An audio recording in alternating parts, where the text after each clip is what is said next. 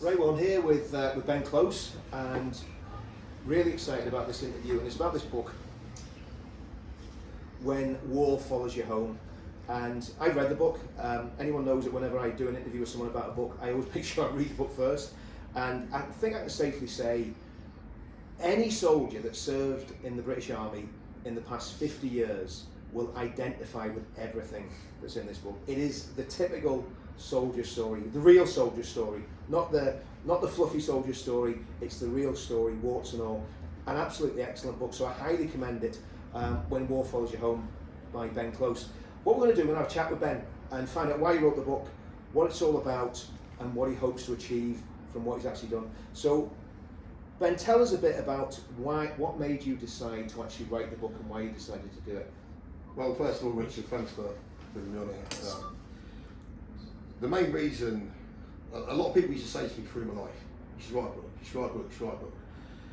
And I used to think, yeah, whatever, like, no way. It wasn't until I was out in Yemen as a military contractor, once I was out of the army, 2016, just had my little boy. I had a lot of demons in my head, I had a lot of things going on, I couldn't really suss them out. So I had my laptop, I was doing daily sit reps all the time, so I just thought, you know what, in my spare time I'll go on Word and just basically write a diary. But I didn't expect it to be a book. I had no intention to write a book whatsoever. Just thought, let's get a diary, let's just, from when I can remember, so it was from about the age of 5 years old, started jotting things down on Word, saving it, losing it, rewriting it, etc, etc. And it took me the best part up to now, so what we now 2023, so it took the best part of 7 years to basically do it. It wasn't until I finished, I actually looked on my laptop, and I'd write 135,125 words. And it was like, I don't know, like sort of 800 pages of work. And I just thought, what do I do with this? It's a big project. It's a big project, and I was lucky enough to know. I started researching self-publishing. Not gonna lie, I started researching self-publishing, and it seemed like a long road. And I thought, nah, that's not for me. And I then got put in contact with a book publisher, who's Cassandra Welford, who's the publisher of When War Follows You Home. So I sent her the diary, manuscript, whatever you'd like to call it, and she took the time to go through 135,125 words. It took her a long time to go through it all. And once she'd gone through it all, she was very compelled. And we had a chat and decided to make a project and let's go for a book, but not one book, 2 books, because all them words is a lot for one book. Yeah. It would be far too many pages. So here we are. We'll start with them. Yeah, I think from my point of view, just from having read the book, I mean, I read it in a day, and I didn't put it down. I mean, it was just like I was just on it, and there's bits in it that are funny. There's bits in it that you'd be splitting your sides laughing, but there's bits in it you'd be crying. You know, it's that sort of book because it goes right. It goes into depth. It goes into your soul, if you like, Ben. You know what I mean? It's everything about you is in this book. So, just in terms of how it all began, how you decided to join the army, how your young life affected you and put you on that road. Could you tell us a bit about that? Your childhood, what made you decide to join up, and what gave you the drive to keep going? Well, my granddad was a soldier who the first book's dedicated to, as well as fallen veterans. He was a soldier. He used to tell me a lot about his stories. He was a Royal Engineer. My father was a Royal Anglian, served Northern Ireland back in the 70s. Basically, I just knew I wanted to be a soldier. From the day dot, I just knew when I was a kid I used to like guns. I used to run around, you know, some kids like cars, some kids like this. I like guns. So I just knew I wanted to be a soldier. My childhood went off the rails a little bit, without going into too much detail. A lot of it's in this book. There was a lot of domestic violence involved. There was a lot of abuse involved. Unfortunately, not towards me, which made it harder. It was more towards my mother. And as a young child, and the eldest of 3 children, I have to then step up to the mark from the age of sort of 10 to 15 to protect my mother. So that's the childhood. It was a lot of domestic abuse, a lot of. And just so that I suppose the viewers get a picture of this. This wasn't your father. This wasn't your biological father. This was a man that you. No, this was my brother and sister's father. He was very abusive to my mother. Some of it's in the book. I don't want to go into too much of it because I'll probably get emotional and I don't want to do that on camera. but no, yeah, it was years and years of abuse. But I was on the. He'd never touched me. Because who my father is. He'd never touched me. It'd always be directed at my mother.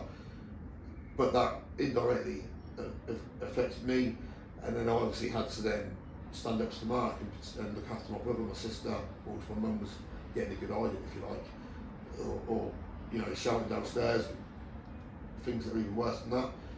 And it wasn't until I got to about 15 years old I started fighting back against him. At this point, I was in the army cadets, I was out drinking with some good friends, getting into a lot of trouble. I'm dyslexic, didn't do very well at school, so I used to mess around at school just in order to, because back then dyslexia wasn't noted, it wasn't known, was it? Yeah. So I just basically create problems in order to not be seen as being the one slow at school. And then I had to go home, so I act the clown at school, get kicked out of class, then go home to, I used to go home, I used to do room clearances when I used to get home, and this is before I joined the army, I used to go, it's sad but true, I used to go home and I'd literally go room clearing every door when I got home to see if this bloke had got back in the house. Yeah. So yeah, it wasn't the best, but so then you tried to get in the army. What happened there? Because I think part of the story that I was impressed with. You tried, and something wasn't right, but you didn't give up. You kept pushing and pushing. Yeah, I did. Yeah, I tried to join the army at the age of 16. I wanted to go in at 16 and do the Army Foundation College. I was in the army years before that. I got to Lichfield. Everything was all set in stone, and that's all I had. My heart set army back then. I was given an inhaler from a doctor when I was about 12 years old. So I got on I'll never forget it. Get to Lichfield, get picked up on the white bus from Lichfield, get myself to Lichfield, get picked up, get there. I made it as far as the medical staff, and they went through and they basically didn't sign the tick, and I was back on the bus on my way home. And at that point in 16, I just thought, I couldn't believe it, because before that, when my granddad passed away, he was basically my hero. Like I say, he's dedicated in the book. Before he died, I promised him I'd be a soldier. So at that point when I was refused to get into the army, my whole life at the age of 16, just 16, 17, just was done. I didn't know what to do. But like I said, I didn't give up. I kept on going and going and going and going. Started thinking about joining the Foreign Legion. In between that time, obviously now the system's different, but there was a TA regiment quite close to where I lived. So I went to join the TA and got accepted, which I thought was mad because I was still not back from the army. So I went to the TA, one recovery, and passed out with flying colours. Started training as a recce neck, and it was then I wasn't, and it's in the book as well, taking nothing away from these regiments. They're great regiments. Every regiment serves its purpose, But I wanted to be a combat soldier. I wanted to be. You want to shoot things, blow things up, do all that. I wanted to do what I did as a kid, but for real. Yeah. And I think that's what I mean. Just again from a personal point of view, that's what I like about the book. Every single person that's gone on that path, that was in it for the right reasons, has that mentality. You wanted to go and do what had to be done. you know, it wasn't even particularly anything to do with love of country. It was just you wanted to do that job because that job was something that you knew was in you. You know, I think you're either a soldier or you're not a soldier. You know, even though obviously the training has a lot to do with it, but you've got that mindset even before you get in there. Yeah, I think a lot of people that join the army. I mean, this book might even help people that are thinking of joining the army. I know things have changed nowadays, but because it goes on a lot about training as well. Because I knew I wanted to be a soldier, trained in the training aspect, I wanted it to be as hard as it could be. I wanted that aggression, I wanted that to come through. I didn't want it to be easy, you know, and as the book explains. That's it. I mean, I was laughing when I was reading the stuff about the bayonet fighting, and it took me back to, I mean, 40, you know, with me almost 40 years, you know, yeah. And you were there up to your, you know, guts in blood, literally. You know, you're stabbing the dummies, and as you say about the bayonet fighting. Yeah. I think that's where it says, let me explain.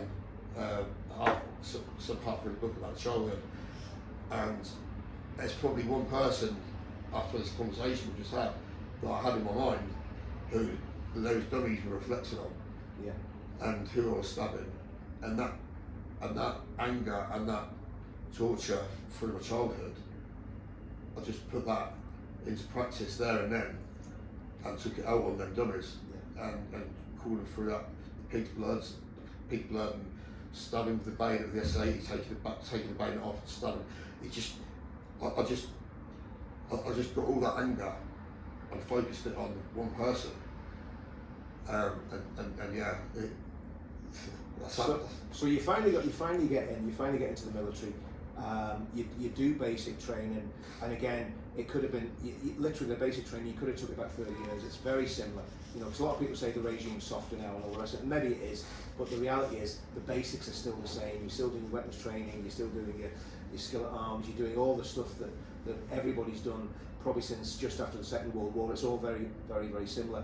And that's one thing I think that when people are reading the book, they'll, especially ex-soldiers, or like you say, if a young lad's looking to join the military, he's going to go, well, is this what I'm going to expect now? And it probably is. It's probably not that much difference. It might be a bit softer, but it's probably not that different to what you went through, what I went through, and what all the other people that have gone through that rite of passage basically went through. So I think that's, in terms of the book, I think that's a massive sort of plus point for people to read it, that they're going to find out exactly what it's like, and you don't sugarcoat it. Like, you know, there's some bits in the book that are hilarious because it's just, you know, you look at it and you go, yeah, that's exactly what we went through. You know, tell us about some of the scrapes that you had in the early years in the military, and some of the funny, you know, the funny stories. You know what, like the one that springs to mind. You probably laughed your head off when you read it. When we was in, obviously basic training was in Catterick, and the guards and the paras were together. We had the Gurkhas across the road, and the other regiments were up the road at different barracks. So we weren't allowed to drink for the first 6 weeks or go out. It was like a pure like regime, which I thought was good. It was very regimented. As you start going through more training,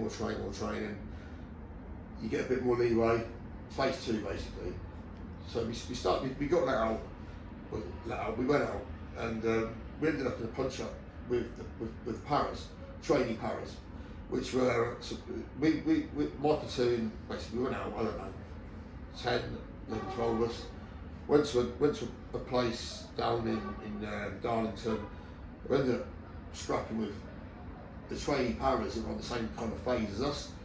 And we were living in the same sort of block as well, Billy Barracks, and Henry's Barracks, not Billy, Henry's Barracks, and yeah, the weekend, the Monday morning, we all come back bruised, cut, and an angry sergeant from a guards regiment, they knew what happened. They knew what happened. He basically turned around and he said, I won't sugarcoat it, basically. It's in the book. He basically said, "You fuckers better not look as bad as them." So he's gone around and seen the other lads, and he come back. He had a bit of a smirk on his face, and he said, all right, you know, you give as good as what you got. So just don't get caught next time. And that's it. It was just, it was just one of them. It was funny. And everybody loves fighting paras anyway. Yeah. But no, it was. I mean, there's things like that in the book that just, I was just, just laughing. Tell us about some of the scrapes you got into, even maybe with civilians and that sort of thing. And how that was maybe. Actually, no. Let's fast forward a bit to Iraq. Yeah. And start talking, because I think Iraq, what happened in Iraq, from reading the book, certainly influenced some of your interactions with the civilian population back in the UK when you got back. I know what you're referring to. Yeah, exactly. Right? So let's look at some of the things that happened in Iraq. I mean, I think one that stuck in my mind. I mean, when people talk about PTSD and things like this, it can be triggered by different things. It's not just necessarily violent action.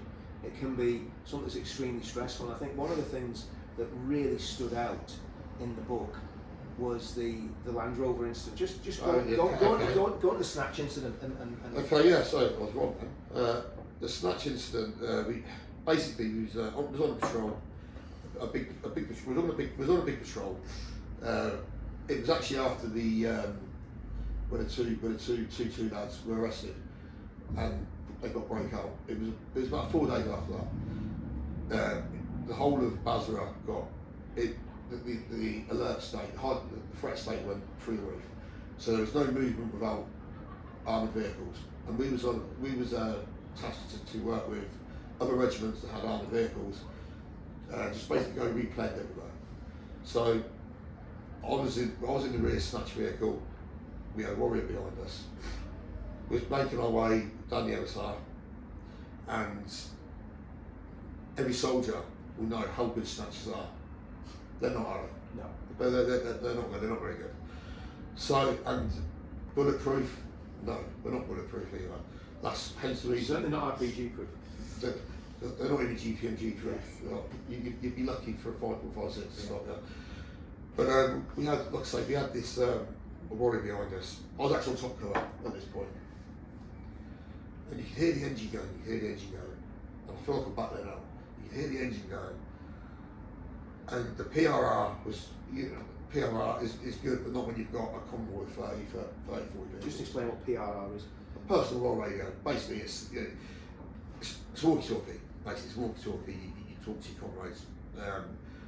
So I heard the engine started going on the snatch, and I was trying to communicate with the driver, but at the same time there were so many people talking to me, different channels. And in the end, our snatch pulled up, and the warrior went past us. We thought, all of us so this is only half multiple. Bear in mind, like half multiple per snatch. I was trying to get hold of the snatch that had gone further up, couldn't get hold of it. Tried to get hold of the warrior, couldn't get hold of it. No one could get hold of anything. So we just watched the warrior go up into the distance, into the desert, down the other side, and we basically had a bit of a real our half multiple. So what do we do? The radio wouldn't work. I won't disclose what the radio was called, but the main radio. How many guys are in your little detail? So a multiple, you've got 5 to 6 guys in a multiple, usually 5. Like it's like a section, 8-man section, or you might have a passenger or whatnot. So, but at this point, the weapon systems that we had S80s and an LSW. It's not much, is it? We didn't have a GPMG. We didn't have. I had a UGL, underslung blade launcher attached to the S80. We had a few banded in. We always went out well armed, but we certainly did not expect this. You don't get trained for this. And again, just to set the context for people that are looking at it. So it's middle of the night, right? Yeah, it was middle of the night. Okay, so it's middle of the night. You're in a very hostile environment, to say the least. It couldn't have been at that point in time. It couldn't have been more hostile within. It was hostile before that, but after what happened with the riots. Was there people killed in that when the SAS went and rescued those guys? Was anyone killed? I can't. Yeah, say okay. that. Yeah, so, but anyway, it was messy. It was messy. And there was a lot of rioting. And, yeah, it was the Jamnia riots. Yeah, they called it the Jamnia riots. So you're in the middle of the night on a main supply route in a snatch. Yeah. You're totally isolated from the rest of the company's just gone on without it, basically. Not just the company. It was pretty much regiments. Like, Yeah. I mean, it was actually like there must have been. Honestly, the operation was to go and replenish all of the nappies and stop houses, restaurant, basically where you eat. It was a resupply for every local base, farm, whatever you want to call it. So it was quite an important operation. Yeah. Usually this would never happen. Yeah. It would just be a task force of so many, but because of the hostility and the height, the threat had raised so much, that's why they had to use our regiment, another regiment, and then obviously escorting the ROC. So it's you gone from almost like a brigade move to you just on your own in a snatch in the middle of the day. A perfect example, Richard. A brigade move, well organised move, to half a multiple in desert on the side of the road, on the side of the road and that's us. And I mean, you said about, you spoke to Andy McNabb about this, and I mean, to me, this is very similar to his story. But so just talk us through what happened next, because I think there's some quite funny bits in this story as well. When the locals arrive in the car and all that sort of stuff. Depends on how you look at it. But I mean, I've got a sixth sense of humour. Yeah, no. I find it funny as well, but it depends who's watching. But I won't give too much away, but because it's obviously in the book. But we had NCOs there. I was just a guardsman, I was just a guardsman. However, things had happened prior to this, which you know about, and I'm one of these guys that I'll always take control if I can. So we basically RV'd up and we said, what do we do? So we set up a VCP, vehicle checkpoint. They're not stupid out there. You don't do a VCP with one snatch. Okay, they're not stupid.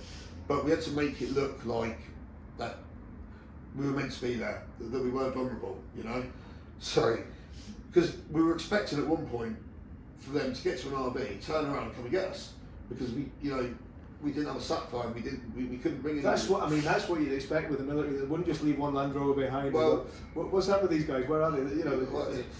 I'll go not spoil that. Yeah, I mean, I don't want to spoil everything but yeah, we set up a VCP and a few vehicles were coming up and down the NSR, and we were stopping them, just basically trying not to look vulnerable like we were supposed to be there. But one vehicle kept coming in. And I spoke to the NCO at the time and I said, look, this vehicle is basically ridiculous. I don't like this. And we made a decision. We'd been there a good half hour, 45 minutes. No one's coming to get us. Do you know what I mean? No one. You're looking down the NSR. There's no lights. No one's coming to get us. It was either we tab back to our base that we was at, which was Shadow Hotel, which was a tab, or we go back to the Shiloh Logistic base, which is another tab. I thought the idea of denying the snatch, blowing the snatch up. To be honest, I probably just wanted to frag it, Brilliant. But obviously, with the snatch, we always had the ECM, which obviously I don't want to go into what ECM does. You know yourself, but you don't want that falling into the enemy hands. No. But it does weigh a lot as well when you run carrying it. Hence why it's vehicle mounted.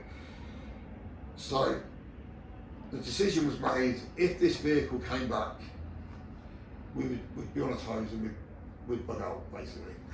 And this vehicle did come back. I went into a bit of a, like you said, Andy McNabb mode, and I dragged the guy out of the car. Told my colleague who was on the other side, get this fucker out of the car. So we had them both on the side, plastic cuffed their hands. I said, let's nick their car and drive back to Shiber. But they were armed. One of them was armed. One of them was armed. Yeah. Yeah. One of them had a weapon on him. So we basically we had them tied up on the side of the road, and I said to the other three, come on, let's get into the vehicle. The decision was made to go back to Shiber because that was a proven route. Rather than going all the way back to the hotel, the Shell Hotel, it's not a proven route. Yeah. So, you go back on a proven route. Half of us wanted to get in the car, the other half didn't. Yeah. So we had to end up apologising to these two guys that we've plastic cuffed up on the side of the road, putting them back in their vehicle. Yeah. And then let's be honest. Let's just be straight. In the book, you said the NCO was been a bit of a. Yeah, well, You know. I don't want to degrade him. But it's in the book anyway, so. Fair enough. But he's not named. Yeah. But he didn't want to. He didn't feel comfortable taking the vehicle. Maybe that was the right decision. Who knows? I don't know. Yeah. But the problem I had in my head was that vehicle. I felt compromised at this point. I felt very, very vulnerable. We all did. We all felt very vulnerable. We've got all this kit in. I mean, you see that the thing about that is, right, even in, going back to sort of Northern Ireland days, being in a situation where you separate from your multiple, you've got no comms. Even in Northern Ireland, you would have been extremely worried there'd be a team of flipping Provos coming after you anyway to take you out. So, and it was a lot. Obviously, what was happening in Basra at that time was a lot worse than what was happening in Northern Ireland in the 80s. It was a lot more, well, not a lot worse because all bullets, it doesn't discriminate who fires them, but there were, the intensity was a lot higher at that point in Basra than probably Northern Ireland. I don't know if I agree with you on that, mate. I think that's all right. I can't comment. Yeah. But It was pretty intense. So you're basically now in a vulnerable situation. we was in a vulnerable situation. So I wanted to deny the snatch. So we man-packed the ECM. We tabbed off towards Shiber Logistic Base, which was, I don't know, off the top of my head, I didn't have a sat nav on me at the time. But it was probably a good 12k, roughly, means, But to everyone's jury that was on this, and you'll be watching this, and you probably remember it like it was yesterday. We walked up the MSR, tactically. A few K up, there was a building, but in the back of my head, I was personally thinking, we're compromised. So had these guys have been, associated with the bad people, if you like, all they've got to do, there's checkpoints up there, Iraqi checkpoints. They don't know that we're British. We could be anybody. So we're basically fucked. Like, that's what I was thinking. We've got to get past these Iraqi checkpoints, otherwise, and we don't have a lot of support. We get touched, we get hit. Where do we go? We've got limited water, limited ammunition. We didn't have great first aid kits. I think we had the first field dressing and morphine. And you no comms. We had no comms. Yeah. We was on our own. Literally, we was on our own. We tabbed past a building. It was on the right hand side, compound, more or less compound. You can see them on the roof. So just sort of looked up to the sun come, sort of give them a wave. And as we got 200-300 metres past them, bang, bang, bang, bang, bang. Well, they're shooting at us. You can see the tracers, funny crap. It was probably more warning shots. So we all peeled off into the desert, and like basic training, we made a 360-degree all-round fence, linking legs, just half multiple. Let the rounds go up. Half of me was thinking, go on, let a UGL off. Just let this UGL off. This is self-fire. Just explain what UGL is again. Underslung grenade launcher. Basically, it's attached to the bottom of your SAE. It's basically a hand grenade, but it fires through the weapon. Part of me's thinking, do I just let off a UGL here and sort of firefight? But there wasn't that many of us. It was half multiple. Yeah. So we basically leopard crawled up into the desert. Tabbed on. I mean, they could have. I don't know who they were. They might have been security. They might have been just. I don't know who they were. I don't know who they were. But we then started tugging through the desert. We made it quite far. I can't remember exactly what time it was, but it was getting lighter. We could see Shiber Logistic Base out in the distance. And the problem was there was obviously not anymore. There was a manned 24-hour Iraqi police checkpoint that you have to pass. Now, let's just think. We had a reorganisation, we had a chat. Now what we had to think about was, one, we've basically tried to steal a car and plastic cuffed 2 civilians up. Right? Whether it's civilians or what, I don't know. We've gone past the compound, and whether it was warning shots, there were quite good warning shots, all they've got to do is go and tell their friends at the Iraqi police checkpoint that there's armed militants possibly in and around the local area. So we come up with a plan. How do we approach checkpoint? Do we just go back on the NSR? And just thinking about that there as well, Ben, the point on the police. Now, if we put this in context again, 4 days before, the SAS things just happened. Yeah. So there's friction between the Iraqi police who arrested these guys, yeah, and the British military. So exactly. So that's another stressor that. Yeah, and in When War Follows You Home, it says how corrupt, I believe, and a lot of people believe, there's a lot of contacts that we was involved in, and there's the police. Straight after, they were orchestrating a lot of things. But so what's just happened, and like you rightly said, Richard, this incident with the SAS lads, we had to come up with a strategy. How do we approach this Iraqi checkpoint? Do we tactically try to go around it and avoid it? Do we go up the NSR, patrolling, but they're the big singer of an RPK in it, facing that way. I know because we stopped there many times. Yeah. And again, just for viewers, just explain what an RPK is? An RPK is basically a belted machine gun, 7.62. You don't want to be getting shot by one of them. They're a very powerful weapon system. So we decided to actually go back to basic training and pepper pot. Pairs fire manoeuvre. Pairs fire manoeuvre. Yeah. We had the CWSs, the night vision, so we had guys going forward, getting into position, the other team, position. We got right behind the centre, and we're thinking, right, we need to get out of it. This is taking, the basic thing is taking the piss now. Yeah. What are we doing? We went into the police station. They were both asleep. The guy in the same was asleep. Luckily, the guy in the same was asleep, which is not abnormal. You know what I mean? Yeah. And the guy in the police station was asleep. Yeah. So we basically hard knocked them.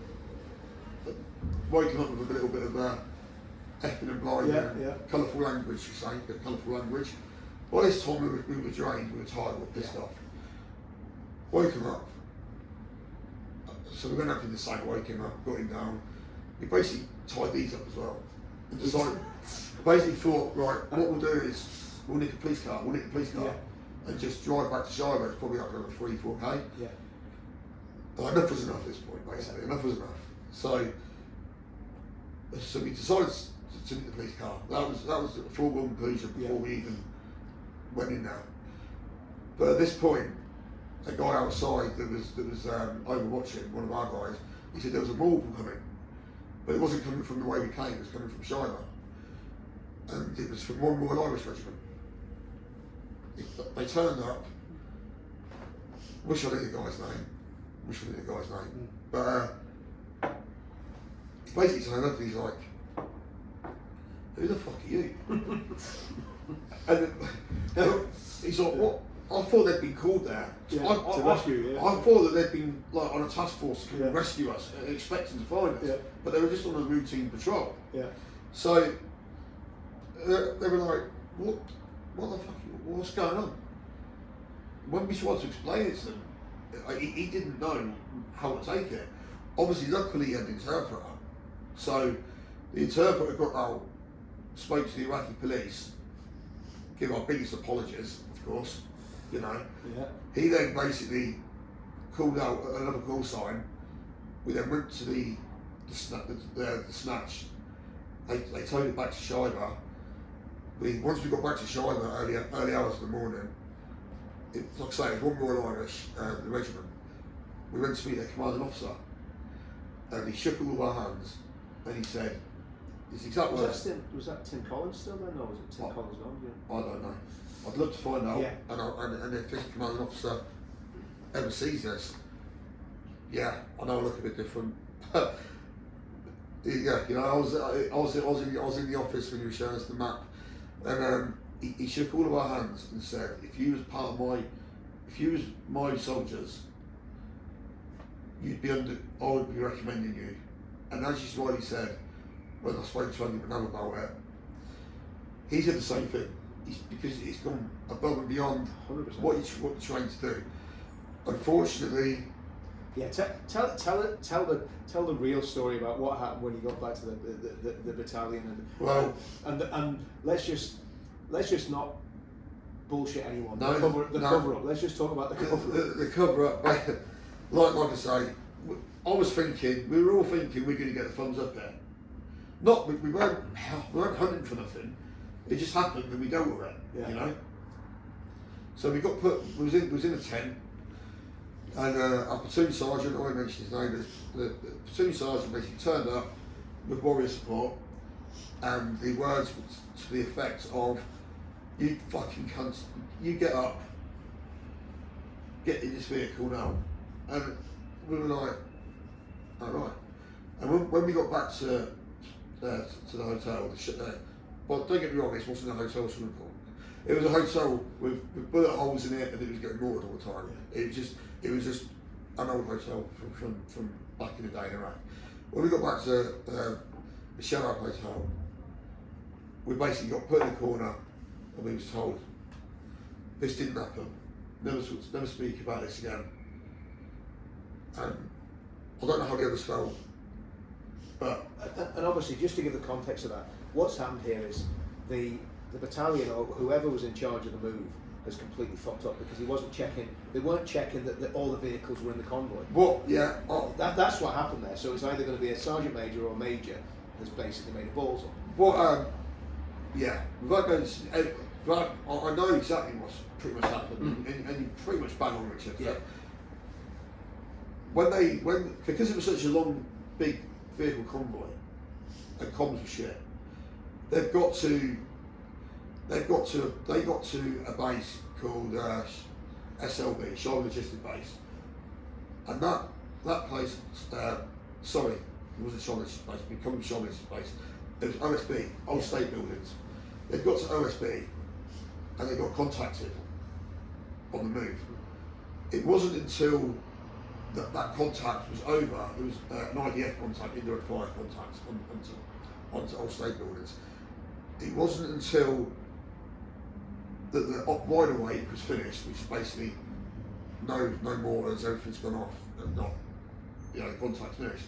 It wasn't until that point that they realised there was half a mortar missing. By which time just go back to the beginning. There was a warrior behind you, right? Yeah. And he just drove past you. Yeah. Like, so you stopped and the warrior just drove past. We basically, the engine basically just failed. Yeah. Because it's a snatch vehicle. And that's what they do. And it just, we pulled up on the left. And I the think warrior. Well, it may not have seen us. It may have been protocol. Yeah. I don't know. And I think the reality is as well. If you think about what happened to the soldiers, I think it was in 2003, where they were in an Iraqi police station. I think they were RMPs, and they got. Do you remember they got slaughtered? Yes. They got slaughtered. Yeah, I remember. Yeah. And they didn't get out. So the reality is there's real world consequences of that. It's not what you did was you saved your own lives, because if you had stayed there for too long, you'd have been dead. Well, quite possibly. I mean, so. And let's face it, how long? If we hadn't have extracted ourselves back to SLB, or if we'd gone the other way, which wasn't the proven route, realistically, where does it end? I mean, maybe we should or shouldn't have got these guys and in the car and tried to steal their car and whatever else. I think the reality is what happened was that the action you took, whether you took the car or not took the car, you survived. We survived it. Because you took positive action, you did the right thing, you aggressively patrolled, you did the right thing, and you got to the police station. Personally, I just believe, because it was a very professional regiment I was in, they don't make mistakes. Yeah. And unfortunately, everyone makes mistakes. Yeah. But that should have been recognised. I do to this day. Everyone that was on that patrol, when you're reading this now, listening to this, sorry, or reading the book, we made it out there. We made it. Right? That was a dodgy situation. It should never happened, and we got out of that. I think. I mean, when I read that, like, you know, and obviously there was a lot of contact. We're not going to all of it for time, but there's a lot of contacts. A lot of other stuff went on. You know, potential suicide bombings, all that sort of stuff went on. But to me, that really stood out because it was such. Because the tension of that. If you're in that situation where you don't know whether who's around the next corner, and you've got no comms, you've got no support, you're basically on your own. You're behind enemy lines, literally, and that's a massive psychological thing. I want to touch on one other thing, and then I want to go on to what happened when you went home, because the book's called One More Fully Zone. So I want to touch on something that happened when you were with the sniper recce platoon, and you came across something quite horrific. Just go into that. So once I got back from R&R, I got attached to, like Richard said, snipers and the recce with protection, which I actually really loved. Going out 4-man patrols with a rear gunner, setting up OP, like cinema, setting up OPs, overlooking VPs, vulnerable points where IDs were frequently set up. And again, just so that the viewers understand, just explain, as far as I understand, basically the sniper and his number two are basically they're looking down their position, and you're doing the rear protection. So you're making sure nobody comes up behind with an AK-47. Yeah, exactly. So basically, 4-man team. You've got you had a recce, sniper, spotter, and then myself. There was a few teams out there. We'd go out at night, get dropped off. Sometimes spend 1 night, 2 nights. All covert. One night we went through a little village. If you've ever served in Basra, it was over Cigar Island, where the Sharp Hotel is. It was on that side of the river. As we was going through the village late at night, I noticed a figure on the floor. Went up to it. I shouldn't say it, but at that point in time, I couldn't really make out what it was. We had monocles on, everything. It was quite dark, with night vision. I actually went from behind because it was frequently known that IEDs would put in dead animals facing even dead humans. It wasn't until I got quite close that I realised it was a dead lady, and she'd obviously been there for quite a long time. She looked a couple of days, maybe a day. She looked sucked in. She looked like she'd been there a while. Age range, I couldn't tell you. I PRR'd, I mentioned the PRR earlier, to somebody, but we was on the job. We couldn't do anything. Let's crack on. So yeah, I mean that. Yeah, and again, seeing that, you know, at the end of the day, it's not. I think this is the context again. You know, seeing those sort of things is not normal for people in Western civilization, right? So you've seen all this stuff. There's other stuff that went on. We're not going to, because it's in the book, but you know, some of the contacts and you know, stuff that happened is in the book. So you've seen a lot at this stage, right? And then you just I want you to go into an incident. You went home on leave, and there was an incident in a nightclub. Yeah. Just go into a bit of that. The first incident, the one. Yeah, I know what you're talking about. Yeah. So yeah, went home an hour and a half. It's weird because something that I did not too long before my R&R, something happened in a sauna, which I'm sure Richard will touch on in a minute. But something happened in a sauna. So 1 minute you're going from a war zone, and then a flight back to Bright Water. Let's actually talk about that incident. So we're talking about the vehicle. Yeah. Yeah. Okay. So again, you're in the sauna. you've had a vehicle approaching at speed, which you fired warning shots at. That stopped and moved away, did it, or the first? Yeah. one? So I was on the Sanger 3. Sanger 3 always had two man Sangers at the front gate. We'd been warned off that the vehicle borne ID for it was quite big.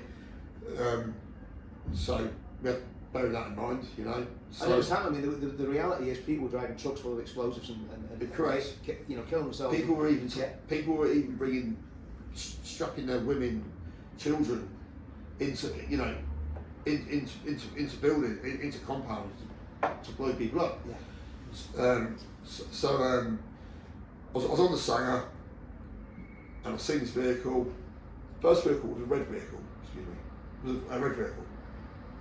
Came towards the Sanger, and I fired my first round and ender. That was the first time I fired my first round and ender. Just fired to the right, and this vehicle stopped. Got out. Obviously, QRF went out. I reported it on the radio. QRF went out. Sorted him out. All was good. And bear in mind, I'm only on the Sanger for 2 hours. Yeah. Right, so it was quite an eventful 2 hours of my life, to be fair. Probably half an hour later, as you're actually looking from Sanger 3, you see it. You see a main route, and there was a white flatbed vehicle. Like I say, it's in the book. White flatbed vehicle, bedded vehicle, and it turned in towards the compound. And bear in mind, outside the hotel, outside the Chateau Hotel, there's what you call them, big like Hesco, you know, the concrete, like blast walls, and there's a big red sign in Arabic and in English that says, "Do not pass here. Lethal force may be used." So this flatbed vehicle was coming through. I actually thought to myself, this can't be fucking happening in 2 hours to me. It hasn't happened like on the whole, like since we took over. So he came up, fired a warning shot at the flatbed truck. He didn't stop. He put his foot on the accelerator towards the Sanger. So I had a split second to decide what to do. So I put a round through the windscreen at his head. The vehicle then came to a stop. The guy that I was in the Sanger with, I grabbed him and put him on the floor. We was waiting for an explosion. Nothing happened. It seems like it went on forever. I think time slows down. I thought, what the fuck's going on? So we stood up like that, ready for something. And the other two people in the vehicle were on the floor. I couldn't really see the other guy. The weird thing is, I expected to see a big massive hole in the windscreen, but it wasn't. Tiny little bullet hole, a little spider web. That's all it was. The driver was behind that. So then the radio is going mad. I was very swiftly removed off the Sanger for that incident, which then was, I then had to go, I think it was the next day or the day after, I had to go and do an investigation with the Royal Military Police. But because I'd followed Card Alpha to the letter, Yeah. I fired a warning shot. Yep. I fired the warning shot. The vehicle came towards its speed, and then you've got no other option to take an aim shot at that threat at a time. Because they'd gone past the red sign that said if you go past here, it's going to be lethal force. When you fired the warning shot, instead of stopping, they put the foot on the gas. I think I think the sad thing is, after the investigation, the sad thing is about this, it turned out that he was a news reporter. He was coming for a news to do something. That's what I was told. But it's still, even that, I was thinking about that and read that seems strange. Why would a news reporter be driving a flatbed truck? You know, you see, the thing about, the issue could be with this even, because we never know, the fog of war is very foggy, but the issue could even be that those two vehicles were basically dickers. They were seeing how you lot responded. Could have been. And because maybe your response stopped them putting an IED, we don't know. I mean, it was surprising, but there's a possibility. That's something I've never thought about. There's a possibility. That's something I've never thought about, Richard. Yeah. I've never thought about that, but as you say it, Yeah, nobody knows. nobody knows. I mean, But you know, so there's lots of different angles in these things. And yeah. I mean, all I know is what happened. I got took off stag duty, which is like sentry duty, and it literally went from that to had an investigation with the RMPs. Nothing else was said after that. Yeah. They were happy. Card Alpha was followed, and Yeah. as far as they were concerned, that was good enough. So let's fast forward then, because obviously I'm just thinking of time. Let's go forward and look at what happened when you went home. Yeah. And how you reacted to different things, that were happening in civilian life, and how that could have potentially affected your career. So went back from that to civilian life. I went out on the piss, obviously, deservedly. Some bloke, a mate of mine had a fight, but this guy wouldn't. The guy beat my mate. Yeah. One-on-one fight outside the pub, no problem. But he wouldn't leave it there. He kept coming. He kept stalking me that night. And I was in the nightclub, and to be honest, I just had a flashback of where I've been. The bloke that I spoke about as a childhood, the bloke. But before this, I'd spoke to Dorman and said, this guy needs to be thrown out. No one let him out. I knew something was going to go wrong. I just felt threatened.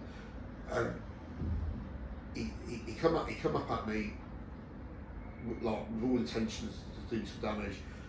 At that point, I just all I could see was one person in a racket. It was like a blurred vision, and I just had a glass, just smashed it over his head, cut his ear off with it, and he went down. I then went and washed my hands, when he got another pint, and then didn't really think much of it, to be honest. And then I went out to the nightclub. He was in the ambulance, pulled me out, got arrested.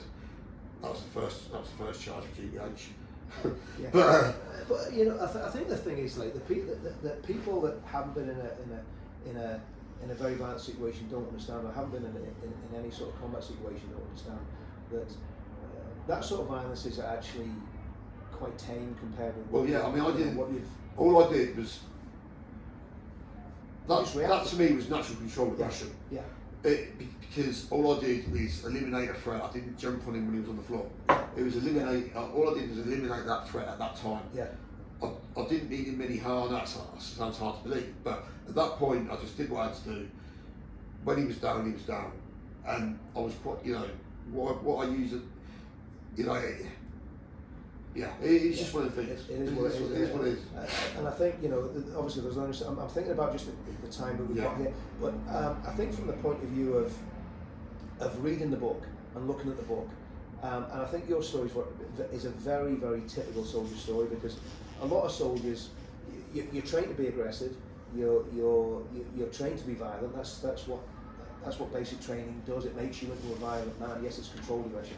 And then when things happen, either in the confines of the barrack room, or when you're interacting with a civilian population, you react in a certain way, and then the next thing, you're getting hung out to dry, and you're getting into all sorts of. This is a problem, And that's why I thought your book was so hit the nail on the head so closely, because that could be the story of literally tens of thousands of soldiers that have served throughout the last 50 years. Well, But basically, when things are going well, you're the best thing in the world. Yeah.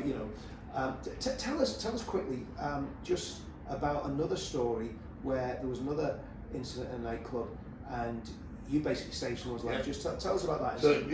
So I was already on bail for GBH. So this is a different. Yeah, no, this is completely. I was already on bail for GBH from this guy. Like Richard just touched on there, like you said.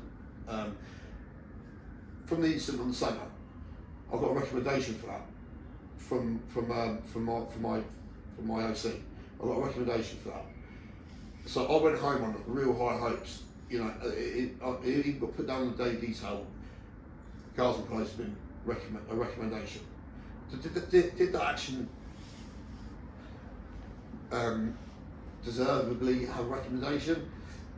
Who knows? I was the first person to do it anyway. But yeah, like you said, I was the best thing since sliced bread at that moment in time. Hero was hero. Yeah, but then when I went home an hour and that incident happened, went back, I was treated like shit. I didn't know why, 'cause I hadn't played the army. Everything had been forgotten about. So, but once we got back from Iraq, I went out drinking with some friends in Leicester, and I was on bail for GBH at this point for this. For the other incident. For the other incident. He obviously got dragged out, and we went out to Leicester. I was in a nightclub. A fight kicked off. Fight's a fight, you know. Good old punch up with some silly, just some lads, pissed up lads. I was out with a lad, a mate of mine's brother, who was 17, he was underage. It wasn't until midway towards the end of the fight, with basically a rumble, I've noticed this guy and the blood's coming out of his neck. This is your mate's brother? My mate's brother, who was 17 at the time. And I looked at it and I noticed that, fuck me, he's going to die. It hit his jugular. So I picked him up on the shoulders and took him into a safe, on the safe. I ripped my shirt off, brand new shirt as well. You know, just bought What it. are you on about? Yeah, if you're reading this, mate, you're only £70. Yeah, so I took my shirt off, wrapped it around my hand, and I just stuffed it in his throat. And his blood was coming out of his mouth, it was coming out everywhere. Catastrophic bleed, basically, coming out everywhere. Had him in my arms, his brother come over. Lee, you know I'm talking about you, brother. Had both their hands, had my shirt in his neck. I would not let go of him. He was dying. The poor boy was dying in front of me and his brother. And their dad sadly passed away. I don't know how long before. He was saying, I can see my dad. And his brother was obviously an emotional wreck, seeing his brother potentially about to die. I managed to stabilise the bleed, but his weak, you could feel it was, the weakness was coming out of his body. It was really coming out of his body. A police officer actually tried to take this lad off of me to try and do something himself. I basically said, fuck off. Right? I'm not letting go of this boy. I'm not letting go of this boy until professional people come over, which God didn't like. The ambulance crew, a rapid ambulance turned up. I was then happy to hand over this boy to the ambulance. Just, I mean, the thing I'm thinking on that point is, a lot of civilians that haven't done any first aid wouldn't know what to do. There's blood spurting everywhere. They're just going to shit themselves and run away. So you knew to put direct pressure on. You knew how to stay with the direct pressure until a medic that could actually have the kit to do something alive. Whereas, and again, this is the whole thing. You know, so if that had been, because you hear about it all the time, kid gets his throat slashed, he dies on the street. You know, because there's nobody there that can do basic first aid. And you know, so there's another plus point of the fact that you have that military training. That's true. That's true. You know, and what really pissed me off with this was the fact that once I handed him over to I actually thought he was going to die. I thought this boy was going to die. Once I handed him over to the paramedics, the ambulance come. From the minute I handed him over to the paramedic, I was in handcuffs. I was covered from head to toe blood. I was then handcuffed. What the fuck am I getting? What am I getting nicked for? And whilst I was in custody for that, I was constantly pressing that button to get someone to my cell, and I was stripped. I had all my clothes took off me. Bearing in mind I'm on bail for GBH at this point as well. Some lads had his throat slashed. All I was doing was constantly buzzing that bell, asking, "Is he alive? Is he alive? Is he alive?" Thankfully, he did survive. I think he had something like 8 staples in his throat. He survived. He survived. I had all my clothes took off me. I was in a paper suit. The minute I got out of the Nick on another charge for violent disorder, the minute I got out of the Nick for that charge, the police gave me a grey tracksuit. And the first thing I did was I went to Leicester Infirmary and went to see him. And he shook my hand.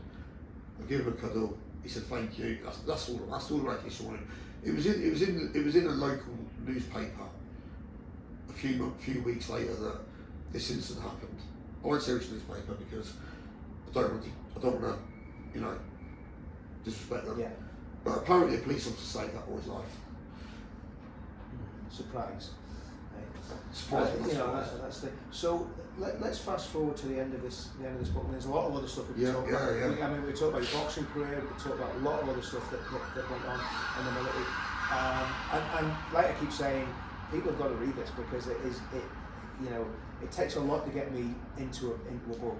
And you know, I think I said before we started, I've probably read hundreds of books about the military in the last 30 years. It's a fantastic book. So just let's close it off with what happens at the end of the book and where you're at the end of the book. Because I think the other thing is, and I think it's very wise what you've done with this. I mean, this book is a quick read. You can read it in a day. It's a very, when I say an easy read, it's a good read. So just closes off what happens at the end of the book and your feelings about what your mindset was and this whole idea of war following, you know, when war follows you home, which I think is a brilliant title. Well, basically, yeah, the book is about, I'm reaching out to people with PTSD. What I'm doing, and PTSD doesn't have to be from a war zone. It doesn't have to be from a war zone. It could be from anything. You can get PTSD from anything, whether that be a car crash, like a violent attack, something from childhood. What I'm reaching out for this book is for anyone who has suffered PTSD or knows someone that's suffered PTSD can read this book along with the next book and identify with behaviour, emotions, people. Just someone might read this book, you know, and go, hang on a minute, my husband, wife, my best friend acts in such a way. Obviously, the second book goes into a bit more detail as well because there's a lot more to cover. And like you said, Richard, it's a 210-page book. If it was one book, it would be about 500-600 pages, which is far too long. So that's why it's been split into two books. So I'm reaching out to everybody who knows anybody that suffers from PTSD, mental health issues. Read this book, and it will touch you. It will touch you. You will be able to identify it. It doesn't just have to be soldiers. And yeah, I think to me, you know, obviously the PTSD thing is a massive thing, but to me it's a commentary on what soldiers have been through in the past 50 years, because the stories are all the same. You know, the training's the same. The you know, whether it's Northern Ireland or Iraq, that sort of counterinsurgency warfare is, you know, very much the same. So all of it is totally relevant. Anyone that's served from kind of Northern Ireland right the way through to the latest deployments will be able to identify with this book. And I think you've done well, mate. I just want to shake your hand and say, cheers, well done. And I hope it's a bestseller. One thing I'd like to say, just before we close it off, is where I've left it is, does war follow you home, or can you take war to war with you? I've also been kindly invited to this event, which is on Remembrance Day, 11th of November. It's a boxing event. I'll be there. It's in Stoke-on-Trent. Rise of the Foot Soldier, bare knuckle boxing. It'll be streamed. You'll be able to see it. I'll be there as a guest, speaking in the ring about when war follows you home. I'll have signed copies there, and I'd just like to say to Richard again, thank you, and anything else, keep updated. Follow Close Publishing on Facebook, or Richard's YouTube account. This will be uploaded anyway, and just buy the book and read the story, and look forward to the second one, because the second one will be just as good as the first, if not better. It takes a lot to get me enthusiastic about a book these days. Buy it. Thanks very much, Ben. Cheers, Richard. Cheers, mate. Thank you. I'll see you on the 11th. Yes, mate.